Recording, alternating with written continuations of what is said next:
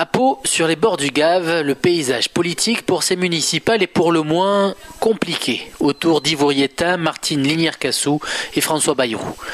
Le socialiste Ivorieta est le maire sortant. Il a succédé en mai 2006 à André Labarrère. Il était le maire PS emblématique de Pau depuis 1971 et son ombre plane aujourd'hui encore sur cette élection. Ivorieta a été élu par le conseil municipal alors que le PS local avait choisi Martine Lignières-Cassou. Et comme les vents de l'ouverture sarkozystes ont porté jusqu'à Pau, ce Fabusien part aujourd'hui sous la bannière UMP. Adoubé par Nicolas Sarkozy, les premiers sondages sont toutefois défavorables.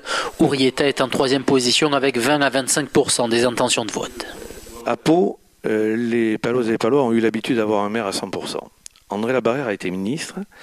Il a arrêté sa carrière nationale pour se consacrer à Pau. Il était à Pau à 100%. Les gens ont besoin d'avoir un maire gestionnaire qui va pouvoir assurer que les impôts vont baisser et d'un maire surtout qui les écoute et qui est au milieu d'eux 7 jours sur 7.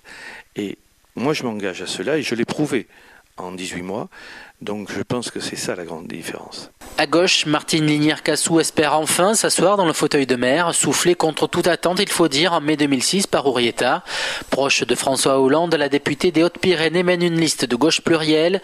Dans les sondages, le duel est serré avec François Bayrou. Les deux listes sont créditées de 35 à 40% chacune au premier tour. Enfin, François Bayrou veut faire de Pau le symbole de sa reconquête. Pour gagner son pari, le président du MoDem mène une campagne dans les quartiers pour recueillir les attentes des Palois. Le centriste espère faire mieux qu'en 89 où il avait échoué de peu au municipal face à Labarrère. Pour gagner, Bayrou peut compter sur une alliée de taille, la socialiste Josie Poeito, première adjointe sortante et deuxième sur la liste Bayrou qui a claqué la porte quand Ivorieta a décroché l'onction de Nicolas Sarkozy. Le programme de François Bayrou semble ambitieux. 2 lignes de tramway, un centre culturel et des logements pour redynamiser le centre-ville de Pau, entre autres. Vous l'aurez compris, donc, la succession d'André Labarrère à Pau s'annonce aussi féroce qu'incertaine. Les 3 principaux candidats se veulent d'ailleurs les héritiers du maire défunt. Mais Labarrère n'a jamais ni organisé ni préparé sa succession. Il disait d'ailleurs: le destin des dauphins est de s'échouer sur une plage. Le 16 mars au soir, un seul de ces dauphins nagera dans le Gave de Pau.